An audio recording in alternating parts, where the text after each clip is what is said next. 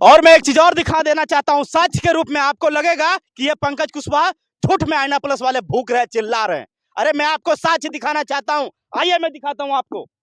देखिए वीडियो में ये क्या नजर आ रहा है, तस्वीरों में देखिए आप लोग बहुत बेहतर तरीके। ये मछली है, ये क्या जिंदा मछली है? ये तस्वीर में देखिए, पूरे साइड में देखिए, पूरे यहां से वहां तक, पूरे तालाब के किनारे में देखिए। और भी देखिए ये पानी, ये पानी देखिए, ये जो पानी है ना, ये पानी दूषित पानी है। ये इतना ये जो स्पॉन्ड यहाँ डाला गया है, ये मिट्टी जो आपको दिख रहा है ना, ये मिट्टी नहीं है, ये स्पॉन्ड है। देख रहे हैं, ये स्पॉन्ड है। ये वही है कोयले की राख, माने जो केमिकल युक्त है। कोयले की राख तो क्या बोलते हैं, एक खाद के प्रकार काम करता है, लेकिन इसमें केमिकल युक्त है ये। और जिसके वजह से यहाँ स्पॉन्ड जब गिरता है ना, तो इस तरह का देख ले सकते हैं कि किस तरह से पूरा पानी जहरीला हो गया है। जहरीला पानी के वजह से ये मछली मर गया है। आदमी की क्या हालात होती होगी, जो नाक में जाता है प्रदूषण, उसकी क्या हालात होगी। ऊपर करिएगा, नाक में जो जाती है प्रदूषण, उसकी क्या हालात होगी। आप समझ सकते हैं कि कितना डस्ट में जो है, ये केमिकल युक्त डस्ट में कितना जहर घुला हुआ है। कैसे जीते होंगे ये आदमी। यहाँ के लोग जो 32 गांव विस्थापित हुए हैं, जो पूरा प्रदूषण उड़ता होगा, किस हालात में जीते होंगे। ये बहुत गंभीर सोचने वाली विषय है। यानी कि आपका जो पोजन है ना, पोजन भी फेल हो जाएगा ये मछली को देख के। अरे देखिए झारखंडियों, सोचिए कि मैं गलत कह रहा हूं। ये पंकज कुशवाहा आईना प्लस वाला चिल्ला रहा है, गलत चिल्ला रहा है, तो हमें मारिए।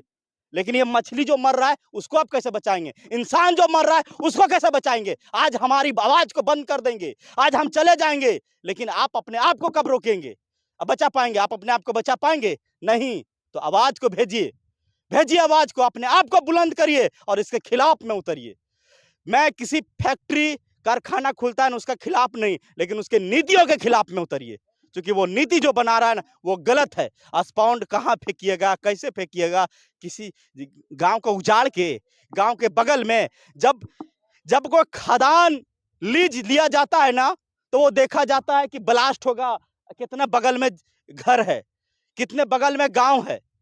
स्पॉन्ड जब डस्ट यहाँ गिराया जा रहा है, तो वो नहीं दिखाई दे रहा है कि कितने बगल में गांव है। गांव यहां से 50 मीटर की दूरी में है, और 50 मीटर की दूरी में यह हाल है। जब कोई लीज होता है ना, तो वो लगभग 100, 200, 500 मीटर देख लिया जाता है। ये 50 मीटर की दूरी में ये हाल है।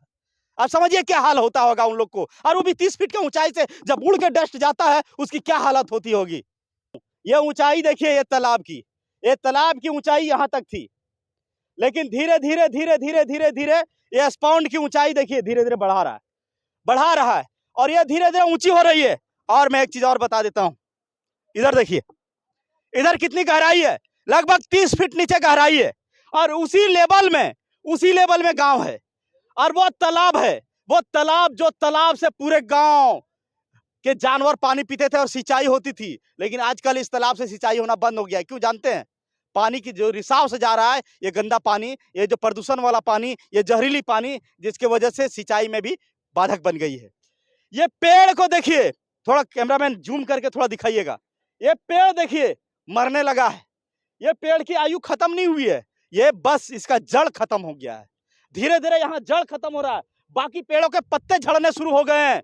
गांव की क्या हालात होगी, ये सोचने वाली बात है, विचारणीय बात है। यहाँ के जो जानवर पीते होंगे, भले ही ये पानी रिसाव होने के बाद छन के जा रहा हो, लेकिन धीरे धीरे उसमें कुछ न कुछ पॉइजन रहता है। धीरे धीरे जानवर कमजोर होते जाते हैं। कहा गया है कि पॉइजन एक बार देंगे मर जाएगा, लेकिन धीरे धीरे देंगे ना, तो उसके बॉडी में फैलता जाता है, उसकी आदत हो जाती है। लेकिन होता क्या है, उसकी आयु कम हो जाएगी, वो धीरे धीरे मरेगा, आयु कम हो जाएगी। वही हाल उसका हो रहा है। उसके बाद उसका जो जनरेशन आएगा, वो एकदम नूढ़ा नेंगड़ा, ना जाने क्या क्या आएगा। कैंसर का तो पता ही नहीं क्या होगा।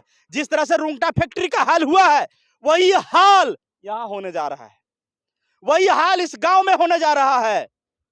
और मैं दावे के साथ कह सकता हूं कि ये जहरीली गैस मछलियां ही नहीं निकल रही है, आने वाला समय में इंसान को निकलेगी, जानवरों को निकलेगी। ये जो गांव जो बचा खुचा है ना, 32 गांव ही नहीं है, ये बचा खुचा गांव खत्म हो जाएगा। इसके अगल बगल में ये लगभग 1800 एकड़ जमीनें ही नहीं है। 1800 एकड़ के बाद भी मैं दावे के साथ कह सकता हूं कि लगभग 10 किलोमीटर के रेडिएशन में ये पूरी तरह से प्रदूषण हो जाएगा। इतनी खतरनाक भयावना आने वाला जो 100 साल का जो प्लान बनाया है कंपनी ने, ये जो स्पॉन्ड बना के, ये स्पॉन्ड अभी भरा नहीं है, धीरे धीरे भर रहा है, क्योंकि ऊंचा करते जा रहा है इसको। ये 100 सालों का प्लानिंग है, लगभग 250 एकड़ में ये स्पॉन्ड बना हुआ है। ये 100 सालों की प्लानिंग है कि यहाँ जो है 100 सालों तक स्पॉन्ड करता रहेंगे, ये डस्ट को गिराते रहेंगे, कोयले की राख को गिराते रहेंगे इस तालाब में, और ये धीरे धीरे ऊंचा होता रहेगा और यहाँ के गांव जो धीरे धीरे खत्म होते जाएंगे। साथियों, मैं बोलते बोलते मेरा गला सूख गया है। मैं क्या बताऊं, मुझे इतना तकलीफ पीड़ा हो रही है ना ये चीज को देख के। ये मछली नहीं मर रहा है, ये इंसान मर रहा है। यहाँ की हालात इतनी भयावह, तस्वीर इतनी भयावह होते जा रही है, जो इसके विषय में क्या बताऊं मैं। क्या कर रहे हैं सांसद, क्या कर रहे हैं विधायक, क्या कर रहे हैं राज्य के सत्ता में बैठे सत्ताधीश, मतलब क्या कर रहे हैं जनता को? बस यही चीज, जहरीली गैस, जहरीले प्रदूषण दे रहे हैं, ये जहरीले पानी दे रहे हैं, यही सब दे रहे हैं। मतलब इतना तकलीफ होता है ना, ये लोग जो नीतियां बनाते हैं ना सिर्फ अपने फायदे के लिए, अपने फायदे के लिए। अरे आप तो मुझे कहेंगे ना पंकज भाई पगले लो ना, ये सही चीज बताए रहा लो। जाग झारखंडी जाग, न तो फिर भाग दोसर कोई आई तो जीबे भीतरे। आईना प्लस जो है ना, ये झारखंड के उन लोगों को जगाने का काम कर रहा है जो अभी सोए हुए हैं। अरे मैं घर परिवार छोड़ के आप लोग को जगाने के लिए आ गया हूं, एक मीडिया के माध्यम से। आप लोग जाग नहीं सकते हैं? अरे बाबा साहब अम्बेडकर यही सपना देखे थे, गांधी जी यही सपना देखे थे। मैंने और जो आंदोलनकारी थे, जो शहीद लोग थे, भगत सिंह वगैरह जो थे, देश आजादी का यही सपना देखे थे कि इंसान मेरा इसी तरह मरेगा। गांव के लोग, भारत की जान गांवों में बसती है और गांवों की यह दशा होगी। अजीब है, हमारे देश की कॉन्स्टिट्यूशन का हाल एकदम तार तार कर दिया ये लोग। साथियों, बहुत अजीब हो रहा है, बहुत बैड फील हो रहा है। इस तरह की खबरों के लिए जुड़े रहे आईना प्लस के साथ। जय हिंद, जोहार।